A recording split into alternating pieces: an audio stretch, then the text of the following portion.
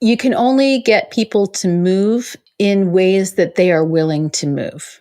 And so there's sort of a narrative hero's journey, narrative arc to those transformations. And it always starts with real perceived need. They have to have some real, it's not just incentive to change. They have to see that change is in their best interest. Welcome to This is Digital, a podcast brought to you by West Monroe. Join us as we talk to leading experts about bringing the digital mindset to your organization.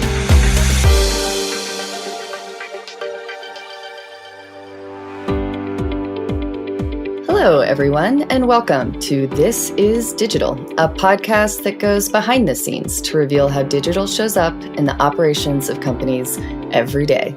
I'm your guest host for today's episode, Courtney Hemphill. I'm a partner and head of product engineering and design, something we like to call Pixel at West Monroe. I've been a guest on the podcast before, and Rosa has graciously handed over the mic to me. I'm very excited and honored to welcome a friend, Janice Fraser, and an author, speaker, and innovation leader to the show. Janice is going to join us to discuss her background, her new book, Further, Faster, and with Far Less Drama, something I would like more of every day, and also her involvement with the Mind the Product conference that is happening this year in San Francisco. So Janice, very excited for this. Any excuse I have to chat with you, I'm going to grab it. So welcome to the podcast. Well, thank you so much for having me. I am thrilled to have this conversation with you. There's so much that I want to talk to you about. So this is going to be great. Awesome. Well, let's get to it. So for those in the audience that aren't as familiar with you and your work, can you give us a quick orientation to you and your background and what you've been up to? Sure. So I learned a new term recently. I'm a career zigzagger, but I think that might be too abrupt. I'm more like a meandering river that goes from side to side. I'm a little more wiggly. And that means that my job definition has shifted over time, but I can say the theme of it all, like my happy place is like sitting at the edge of some new thing and making it boring, making it so that regular people can have access to it. And I did that way back in like Netscape 1995, like there's this web thing. What do we do with that? Right. And Adaptive Path, which was, perhaps the first UX firm for, it's one of the first for sure. But more recently, I wrote a book, Farther, Faster, and Far Less Drama, which documents some of the things that modern leaders do to keep up in a very dynamic world without becoming jerks, right? And I think of it kind of as the leadership answer to some of the things that we practice in modern software development, agile, growth mindset, psychological safety, design thinking, like that litany, that playbook, like what are the implications of that on leadership? And my husband and I wrote the book together. We're both in this field. And what we saw is that there were certain things that leaders were doing consistently, leaders that were effective in this context were doing consistently. And we wanted to name those so that we can like grow more leaders like that. And so that we can ourselves practice these things more effectively and deliberately. Thank you. If we have more leaders like what you just described, I'd be very excited. Wouldn't that definitely be nice? Would make work better. Yes. And not just in software, like this stuff applies. Like one of the things, that I think about a lot is that people who lead wherever they go. So we wrote the book from the point of view that this is universal. Like I learned as much starting the PTA at my son's kindergarten, 15 years ago, as I did, being a director at a large software firm. Like they're different kinds of lessons, but they're kind of all the same thing. And so we wanted to name it as, wherever you lead, whoever you are, when you step into that role, we want to equip you with some things you can do. Yeah, I love that because when you learn it, it's hard to not use it because it just works so well. Right. So you can apply it in a broad, it's got broad applicability. Right. So I know you and I met many years ago. My friend Kasha and I, who was working with me at the time, we were at Carbon 5. We came over to the Luxor studios and I just was floored. It was one of the coolest experiences. You had just, frankly, a beautiful way in which you distilled information down and sort of led someone to a really clear conclusion.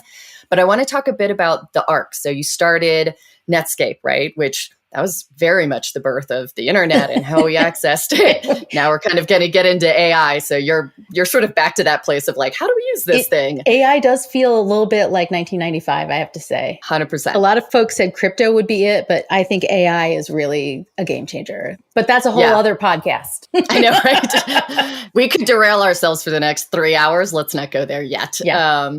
I do want to talk, though, a bit about, I've kind of sort of been on the sidelines of your career and watching where you went. And it seemed to me that there was this arc, right? You went from something that was really how you created these high potential startups.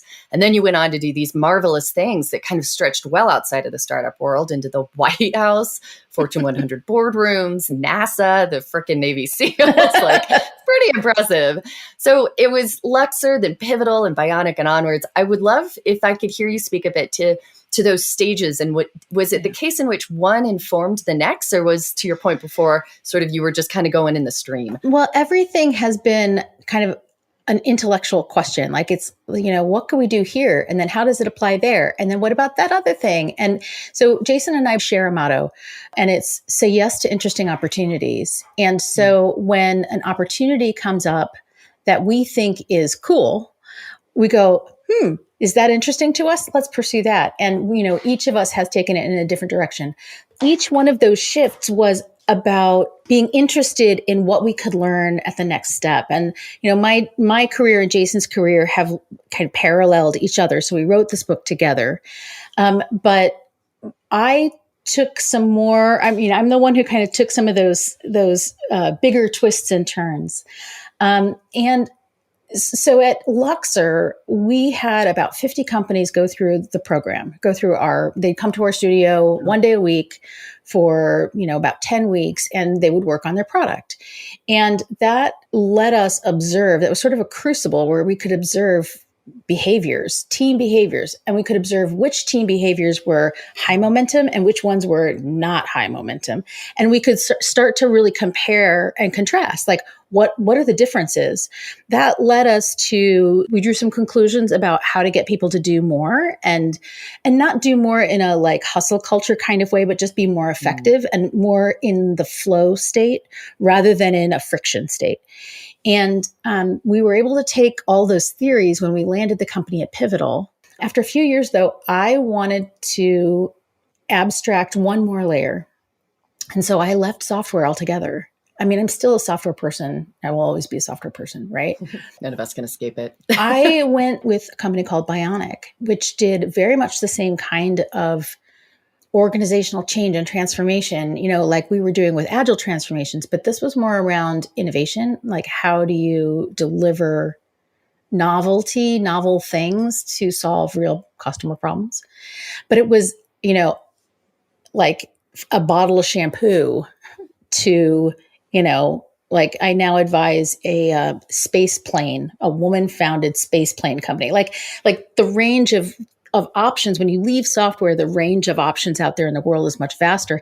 And what I wanted to know was, what are the similarities and differences that allow teams to have high velocity and, low volatility, low drama. So that was a very interesting, you can't go to the Navy SEALs and say, fail fast. Right. And so when you think about how do I apply, for instance, lean startup, right? We like to say fail fast. You cannot say that in some of these contexts because it literally is not okay. Because failing actually means real humans die and real national security interests are put at risk. So I had to sort of figure out what is the abstraction. And I don't mean abstraction in a like less concrete way, although that's what it sounds like. It's like, what is the portable lesson? What is the real core here? And so with Lean Startup, for instance, what I figured out is that what Lean Startup does is it reveals the flaws in your strategy before they have a negative impact on the outcome.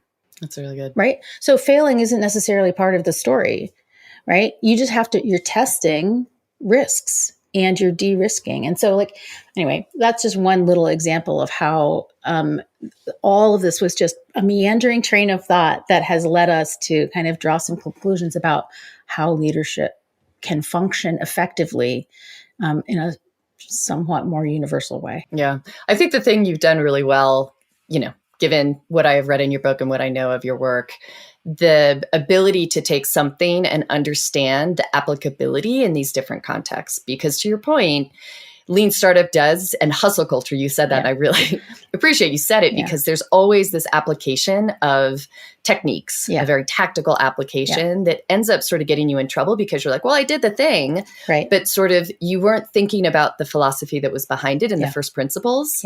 And I think you and I, we've talked a lot about it. And, this is sort of my place of love, where I was also, part of sort of the Kent Beck Agile XP movement, which is really where Pivotal was born out of. And my previous company, Carbon 5, that is now acquired within West Monroe, we sort of shared that idea of those principles and practices. So test-driven development, pair programming.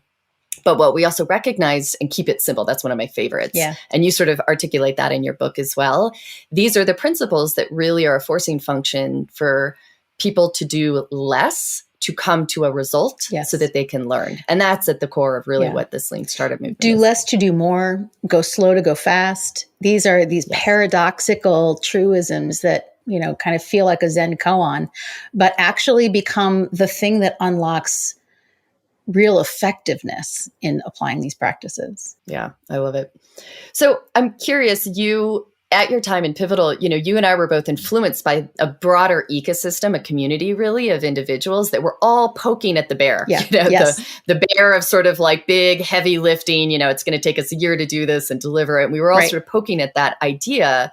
It doesn't have to be that big bang release. Could it be something that's smaller? Small. Could you talk a little bit about that community? Because I remember that really was the foundation, almost like the cauldron from which so much of this great thinking came. It really was. And I was very fortunate. So as I mentioned, I had developed a relationship with Pivotal back in 2007. I brought them my very first venture capital check. And I was like, hey, Rob Me, would you build my thing for me? And he's like, here, read this book by Kent Beck and come back to me when you've read it. And so that was kind of the beginning. And I came into community with those folks. And around 2009, when Lean Startup was, just a blog post, not yet a book, right? A group of about 6 or 7 people, some folks from Pivotal, some folks from my user experience world, one guy from Cooper, we would meet every Thursday just to have beers. So it was like me, Jason, and, about 5 other people. And we'd have a beer every Thursday for like 2 years. And we would just talk, we would wrestle with these ideas and like, why do they work? And what do you know about this? And what do I know about this? And it was it was probably one of the most intellectually rich collaborations that I've ever had. It was very informal. It was just a bunch of friends, and we would just grab a beer and meet at the Pivotal office with a whiteboard in a conference room and, talk about what does waste mean in this context? And I learned so much from all of those people that are still some of my go-to illustration techniques. I draw, one guy's diagram on the board, or I tell somebody else's story. And that was a dozen years ago now, but we were all, as you said, poking the bear and trying to, figure out which pieces of this mattered and which pieces were implementation details and what is the why behind those implementation details. And I really, the Kent Beck book, the second edition of the Kent Beck book, was really well organized because it was organized by philosophy, like what is the why, then what are the principles, and then what are the practices. And so that kind of thinking, that structured thinking, was really influential. So I spent a lot of time still thinking about why does a thing work for humans to be more effective. And if I had to summarize, where is my thinking right now? It's about how can I help humans be more effective when they choose to lead? That's the thing that captures all of my interest right now. Yeah, it's a beautiful mission. I mean, when you think about it, there is so much waste, particularly when you get to these larger organizations. And it's frustrating when you can come in from a place where you've seen the effectiveness of some of these principles and practices and getting software shipped in 4 weeks as opposed to 4 months with a team of 50. Or 4 years, really which is what I see in the government. Exactly. Yeah. And so many times it's, 50 people just poured on top of a fire. You're like, what if we just had 10 people that were strategically thinking about how to put that fire out? It's probably going to be faster and more effective. Yes. The amount of waste is just outrageous. And, we turn a blind eye because it hurts too much in our human souls to actually acknowledge how many software projects never launch. Mm-hmm. Even after you have, quote unquote, delivered to, in my case, perhaps yours, to your client, the client never actually receives the value of that because for some other reason, it never saw the light of day, or they tried it and it failed, and that is heartbreaking to me. That, good, noble, right human endeavor to make progress. And we have existentially large problems to solve in the world right now, right? We need to stop pretending that we're doing a good job. We need to hold ourselves to a higher bar. It's not just social networks anymore. Yes, exactly. So, the practices that you used and that Pivotal used to build software are stunningly effective, right? And it's almost hard to believe in it because it looks and feels and sounds like magic. Like when you're on a sales call, right? When I was doing sales calls with the Pivotal team, I'd be like, look, we don't even have a QA department because we don't need QA because we build quality in from the start. There are 6 ways. Let me tell you the 6 ways that we build quality in from the start. And I once told that it was a strategy team from one of the, big consulting firms that makes a ton of their revenue, like some outrageous portion of their revenue, with offshored QA teams in Asia. And I was like, none of our clients need QA. And you could just see them melting down. Their faces turned red and their heart started to beat faster. Like, wait, what am I spending my money on? Yeah. Well, basically I was telling them that their business model didn't work. And what I came to believe is that there are bright points of light. There are leaders who are willing to take a breath and try something new and see if it works. And those were the people, and that same kind of leadership courage can make massive changes and can make things so much more effective, but that's often selected against in these very large organizations that I've gone into. Yeah. So you have to find your people. You have to find your bright points of light who are willing to kind of jump into the fire and say like, sure, whatever. Why not? Yeah. And I think in so many ways, it's important to recognize that it's leaders and it's the leaders just under the leaders. I often sort of think that it is led by the top. It is implemented by those on the ground, but it wins in the middle. And it's that middle area of leadership, I think, that really, if you can support that and if you can get to a place where they clearly understand that outcome that the company and the leaders are really looking for, given agency, those individuals can do magic. And absolutely. I completely agree. And I use leadership as a general term. So leadership doesn't necessarily mean at the top. I think that there are leaders at every level, and we want to support and equip within the domain sphere of their influence. We want to equip them to kind of bring some of these new ideas into their organizations. Yeah, I could spend 4 hours talking with you about sort of team topologies and QA and sort of efficient team structures, but we're not going to go there. I do want to dive a bit into the book itself. I know you've talked about it a little bit, but you've got some zingers in this book that I just love so much. So one of the ones that was in there, a blocker that I see, and it's, to your point, it's a privilege to be able to work with leaders at these large organizations because of the potential there, right? They have so much to work with and they have so much opportunity, and helping them to be more effective is, you can have an outsized impact if you can get there. Yeah. So one of the biggest blockers that we see is really that ability to set clear, articulate outcomes. We see quite a bit of, here's what we're doing, and you look at it with a little bit of a critical eye, and it's an output or it's an activity or it's a task or it's, and that is their roadmap, right? It's just a series of tasks, right? And you really drove the point home by pointing out that the value of outcomes is not just a measurement tactic or a strategy to get something done, but it's a way to direct and inspire these larger teams that you have at these larger companies. And there was this fantastic quote. I'm not going to remember this guy's name was like 10 words long, but Prussian Field Marshal Moltke was in there. Anyhow, it was a great quote, and I loved it because historical quotes that are so relevant today, I love that kind of stuff. You're like, we haven't really changed as a human society that much, clearly. Right. But he said, one does well to order no more than is absolutely necessary and to avoid planning beyond the situation one can foresee. So I'd love for you to talk a bit about how you see companies make that successful shift from project, output, long-term planning to product outcome, just enough planning. Well, this is a big question. I mean, you really honed right in on where I think the crux of a lot of challenge is for adopting new practices. And it's the relationship between it's not just, so we in software terms think about roadmaps, but large organizations think about master plans. And right. And once something's on the master plan, it's a promise that they've made, perhaps to Wall Street even. Right.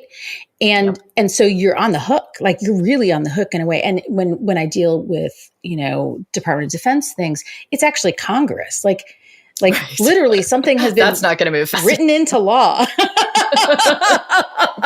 Yeah. So you have to be very careful then about what you're promising. Right. Mm-hmm. And so, these planning tools become tacit, either explicit or implicit commitments to one another.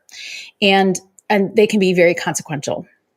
And so the relationship between, I don't know how long it's going to take to build and deliver this piece of software, or it's a lean startup situation. We're doing innovation. I don't know whether this new form factor of shampoo is going to be popular with consumers, like radical amounts of unknowns, or then a pandemic comes down the pipeline and you have to, retool for a whole other workforce. Like the relationship between dynamic circumstances and the kind of planning that happens in dynamic circumstances compared to the requirements of Wall Street that have an eye on these master plans and have real expectations, like that relationship is very difficult. And I would say it's currently unresolved, but we know some things. And that's the good news. The good news is that we know some things. And I think that outcome-focused planning is one part of the solution. So, when we think of outcome-oriented road mapping, we're thinking about product feature type road mapping. Mm-hmm. But product features are in the plan because they allow for a certain capability, a certain enhancement of a user experience or a business value outcome, or et cetera. And what matters is not the feature itself. What matters is the thing that feature enables for either the user or the business, right? Or some other stakeholder. Well, we can extrapolate from there that, if I just had this conversation with someone on LinkedIn. Here's my real life example. In the fall, I was diagnosed with prediabetes. Diabetes runs in my family. I do not want to become diabetic. I have no interest in letting that be my life. I'm not going to enter my 60s less healthy than I was at 55. Like that is just not going to happen. Good goal. So you could say my outcome was, should be to put my prediabetes into remission. But I found behaviorally for me, that was a little too abstract. So I took the metric, the output, right? And I made it my outcome, right? Which violates everything we know about how to do outcome-oriented road mapping for software products, right? So I made my A1C metric, at a certain level. That's the prediabetes metric. I said that was my outcome because it was just slightly more concrete. And it allowed me to make more measurable, more effective decisions in the moment. So what I think we need to do is understand the behavioral. So our outcomes are the why. Why is something important? But the real effectiveness comes if it allows the people on the team to make independent decisions about the next right action. That's when our outcome-oriented roadmap is working for us. Whether you're talking about developing a new bottle of shampoo or a piece of software, or in my case, improving my health outcomes. So rather than getting tied around the axle, I think there are a couple of test questions, and there's a whole test in the book for your outcome-oriented roadmap. There are a couple of test questions. One is, does it allow people to choose the next right action, right? Good one. Independently, Huge. so that we don't have to collaborate in order for us to be moving in the same direction, right? Yep. Does it serve to align us on something that is undeniably the right thing to do? So for me, it was, I'm going to call it safe to put a output metric as my outcome because it was undeniably moving us in the right direction, right? Yep. So it takes a little bit of judgment. So we were talking earlier about how following rules can sometimes not have the impact that you want. And so that's the sort of nuance that I think we're talking about here, that whether it's a rule or an incentive. Yeah. Well, and what we want is to just have real agreement and alignment about what we're going for, and that this thing that we're going for is undeniably moving us in the right direction. Yeah. And I think the thing that you're surfacing, which is important to know, is that it's not completely divesting yourself of all of the outputs. Right. Because they work in tandem with outcomes. Right. But it is, and I think it's similar to kind of giving feedback to someone. It's not how you set it, it's how it lands. Yeah. And it's the same That's for right. crafting things, outcomes, That's right. It is how you craft it is really how effective it is at landing and giving your team the agency to make the right decisions. That's right. And then you're still looking at the outputs because that's your measurement, right? Are they making the right decisions? Are we moving in the right directions? Exactly. But the outcomes, well articulated, will give agency to the team of Correct. Where are the guardrails, right? What's in, what's out, how broad are the decision-making that I can make? How do we narrow that down? Right. And how do we move all together to get this achievement that we need to get? Well, and I actually think guardrails is probably the most important word in all of that, because it's allowing you to discern what things should be out. Yeah. Right? Exactly. Ruthlessly prioritizing. Ruthlessly, constantly, over and over again, prioritizing and choosing what is out so that what is in is moving us undeniably in that good, orderly direction. Yes, I love it.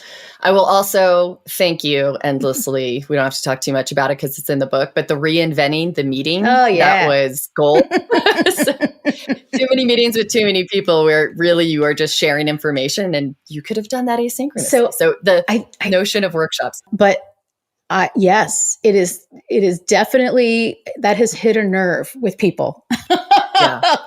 And, it's funny. I would go back to what you were saying when you had beers every Thursday with that group of collaborators. And what was probably kind of magic there was that you decided to do it with a whiteboard in the background. Yeah. Accessible. Yeah. So it wasn't just beers at a pub. It was beers with an opportunity to work collaboratively with one another to create these ideas and to really sort of think through things in a very sort of tactical, visual way. I get the question quite often, and actually I just got this last night talking to a team, do we need to be in person, right? What is our new remote reality? And we do have great collaboration tools online, I would say, and so we're getting there, but the act of getting in person on a whiteboard, really brainstorming, divergent thinking, and then coming to what do we need to do with all of this thinking? What do we do to act forward? You did a really good job in your book of sort of articulating why that is so critical and important and how that does move teams faster. I think it does. I've always been really biased toward in-person. And part of that is that I'm, it's my personality type, and I'm an extrovert. I need to feed off of other people's energy.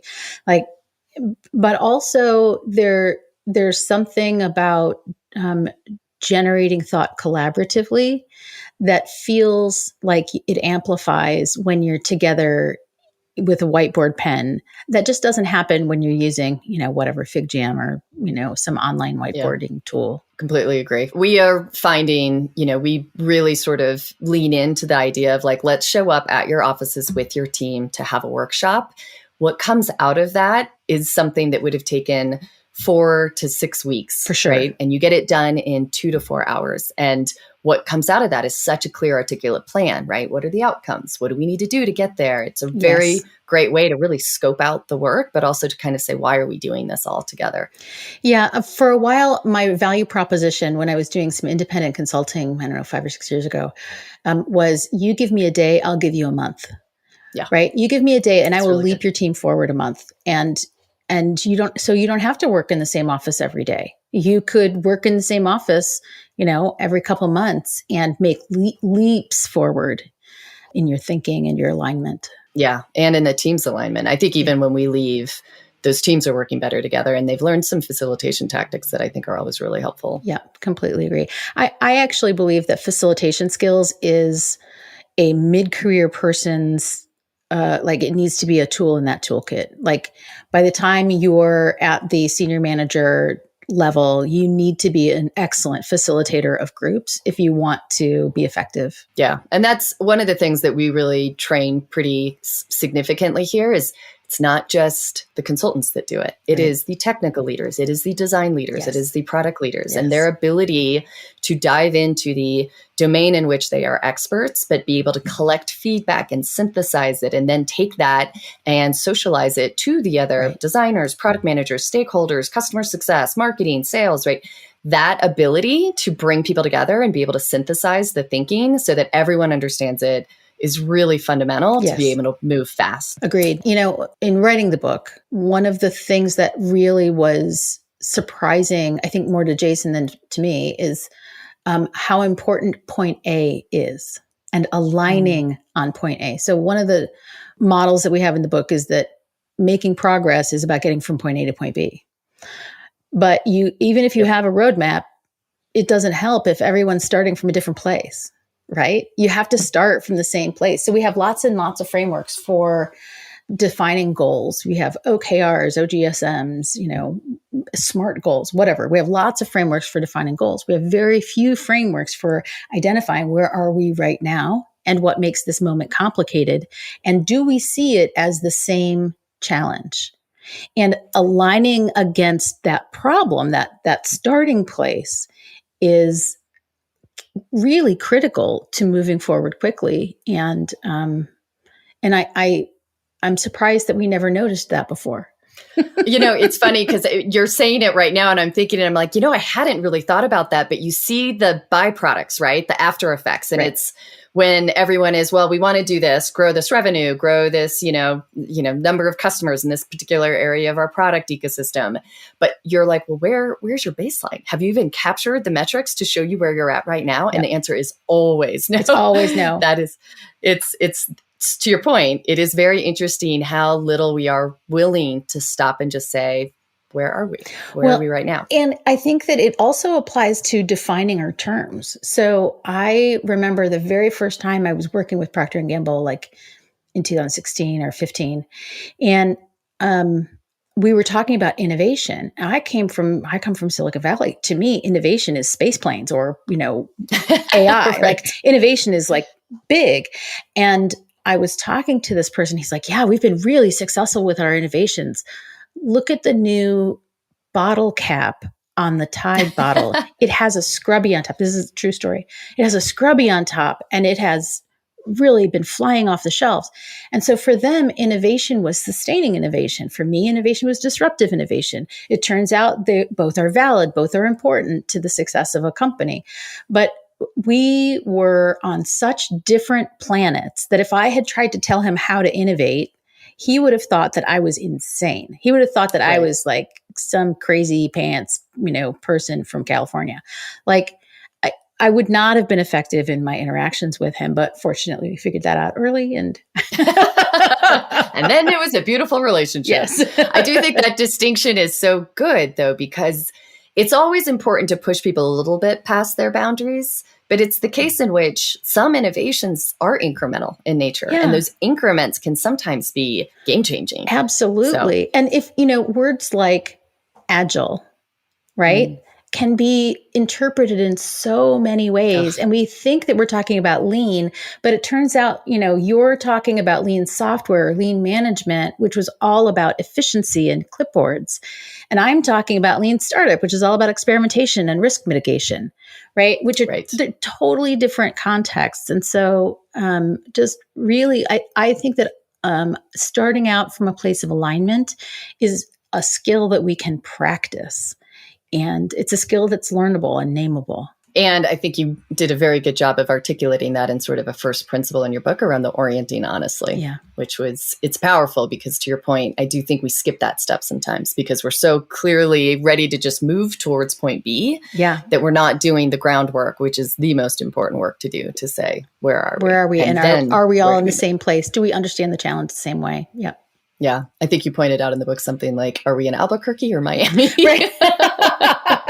If we're going from Denver to Albuquerque and some of your team is in Miami, they need a different roadmap. Exactly. We have a different way to get them to the meeting. Right.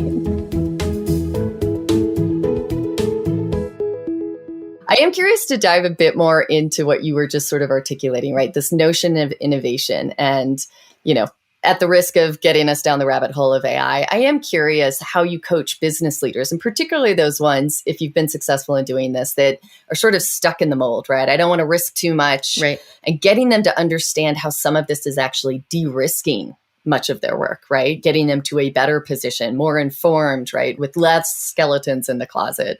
Maybe you can talk a bit about how you have been successful in sort of those more sticky situations where there's been, I would say, sort of calcification of innovation. Well, you can only get people to move in ways that they are willing to move. And so there's sort of a narrative hero's journey, narrative arc to those transformations. And it always starts with real perceived need. They have to have some real, it's not just incentive to change. They have to see that change is in their best interest. And so there's that persuasive aha moment. So that's the first thing. And then the second thing is understanding the ways in which they can accept something new. And, there's a lot of incentive. There's a lot of reason that people in these large organizations behave the way that they do, make decisions the way that they do. They're very, very good reasons. Well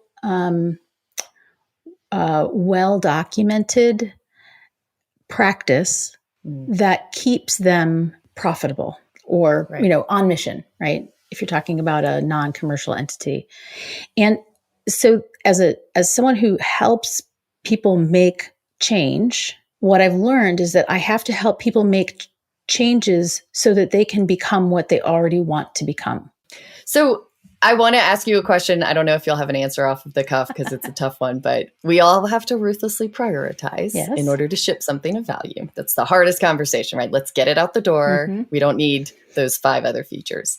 What is this something you cut from this book that you had to ruthlessly prioritize out that you kind of wish you got in there? Well, wow. So much. I figured that was it. So much. More than 5 chapters. We had 2 complete reorganization of the whole concept of the book. So we worked on this book for 4 years, right? Long time. Labor of love. Labor of love, for sure. And when we started it, it was a really tactical book. I'm going to say this is a shout out to all of my under-recognized leaders. We didn't feel like we had permission to write a leadership book. We really had in our minds that we were software product management leaders or innovation management consultants. Like our mindset about ourselves was so much more limited than the actual value we were delivering to our customers. Right. And so it was in conversation with our customers and our collaborators that we saw that the book was really not just about the tactics of how to. It was about the role of a leader. What is the role of a leader in a modern software organization or a modern organization. Any organization? No organization does not have some amount of technology in it. Yeah, these days. But this is when it was like, no, let's talk about how this applies to the PTA as well. It really is just about when leaders show up, they show up. And so as we did research and as we explored what we cared about and what we wanted to see more of in the world, the book got much more complex. So we left on the cutting room floor outlines and iterations of outlines and chapters and case studies and examples, and Noodles, yeah. and we accepted lots and lots and lots of feedback from. I mean, there were at least 6 editors, as well as many early readers, and it's the customer development. You got to get it out there, get some voices in. Yes, that's right. Lots of customer development and lots of iteration. And I'm so proud of where it ended up. I'm so pleased that we were able to get the messages out that we did, because it really is what we believe. Yeah, it is a fantastic and beautiful book. Thank you. It's got so much in there that you can use across a wide variety of applications. So very excited for people to get to read it. And on that note, I know you are going to be speaking at the product conference coming up. Yes, I can't wait. But I'm going to pull a talk that you gave years ago that is, I cannot tell you how many times I have shared this to friends that are, probably not having the easiest time in getting their careers to move forward in the particular organization in which they sit. And it was just a beautiful articulation of the factors by which those that maybe don't have as much traditional support, how the hurdles really that they have to overcome in order to really move forward in their career. And it's I believe the initial place that I saw it was a conference called Calibrate. Yes. But I'd love it if you maybe would just talk a little bit about it. And the reason I'm bringing it up in association to the book is a lot of the leadership qualities in the book, how you described orienting honestly, really showing up for the team, things that are thinking about crafting psychological safety and, the different really sort of tactics in order to provide the agency in your team to be able to move very fast. To me, it sort of articulated also the talents that we see oftentimes in a diverse set of individuals when they come together, right? They naturally craft some of these ways in which we can work together because they've had to do it to overcome, feeling very much like an outsider. They've had to figure out these ways, these tactics to really sort of build those common areas of agreement. So I know it's asking a lot because it's a fantastic talk. Would love for people to go and look it up, but maybe you can give us sort of a brief on it. Absolutely. And I know which talk you're talking about. I think of it as my Calibrate talk, but I've given it now at several conferences over the years. I've been asked to reprise it a few times and check in. And it's about how women move through the promotion system. So I was interested in the question. This was a special project that I did for the CHRO of Pivotal. And the project was to answer the question, why are there so few women in leadership roles kind of across the board, not just at Pivotal, but across the board. And so I'm a system thinker. And so I tried to figure out what is the system. That was my point A. I needed to orient honestly, like, why is it happening? What is the system by which women are not getting promoted why is it not happening? Or if they're getting promoted, they're not staying, which actually was a big surprise to me. And if the point B is, well, no, we want there to be equity, right? We can accept that pretty easily as a point B for most of us who are not jerks. So then point A has to be something, there has to be something mysterious that's happening. So let's draw a picture and show how the system functions based on the best research I could find. So I found like 30 different references. I did basically what a grad student would call a literature review. And I put it into a system diagram. So this was the big winner slide of that talk. And basically what it shows is that there are 6 outcomes for women. Only one is advancement into senior leadership roles. And without repeating the whole talk, the glass cliff is a stretch assignment that has a high chance of failure. And women often get put into glass cliff assignments because mostly they're people problems, and women are notoriously good with people problems. Like literally, this is what the research has validated. Then there are these 3 other roles that do not lead to senior leadership promotion. And we can define each one, but they're mostly self-explanatory. And then opt out. So after a period of time of not getting interesting roles, women leave. They leave their field. They rethink their career choices, So you've got 1, 2, 3, 4, 5 ways to not advance, and only one way to advance. And so stretch assignments give you exposure and experience doing things you've never done before. And that is 70% of what gets a person into senior leadership.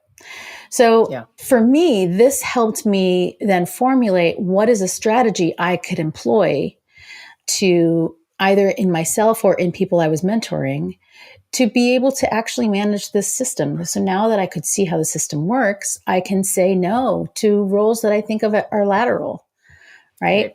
I can say no to a glass cliff assignment.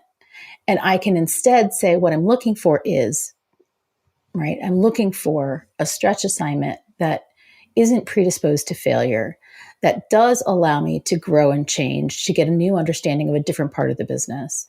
And in that way, I can take responsibility for my own advancement, even in a system that is predisposed against me. What this drew so clearly for me was the immediate answer to how, as an ally, I can help.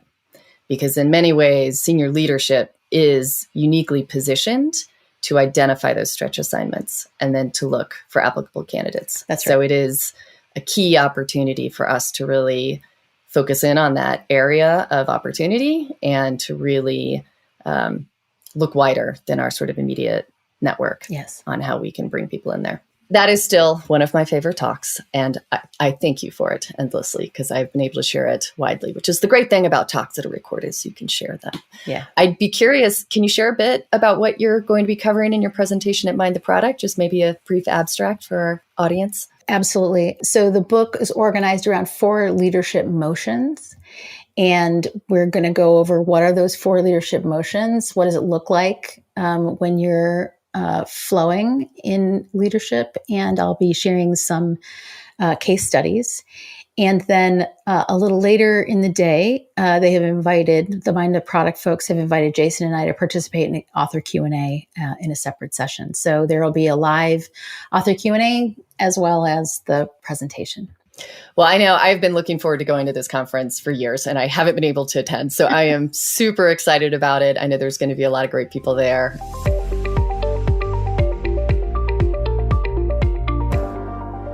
Janice, I just want to thank you again. It's always a pleasure to talk to you. You always have such good wisdom. I honestly wish I could work with you again. You've got great tactics that I have seen really be so effective. So I hope everybody picks up your book. And if our listeners want to connect with you, what's the best way? Absolutely. Email Janice at janicefraser.com. Janice Fraser, let me spell that. JANICEFRASER.com. Awesome. All right. One final question. It's something we love to ask all of our guests. What does digital mean to you? What does digital mean to me? You can take a moment. So I always think of the world as atoms or bits.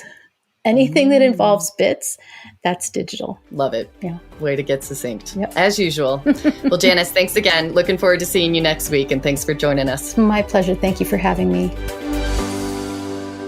Thanks for listening to This is Digital. If you enjoyed today's show, please follow or subscribe on your preferred podcast app. And don't forget to leave us a review. For more information on This is Digital, visit westmonroe.com/thisisdigital.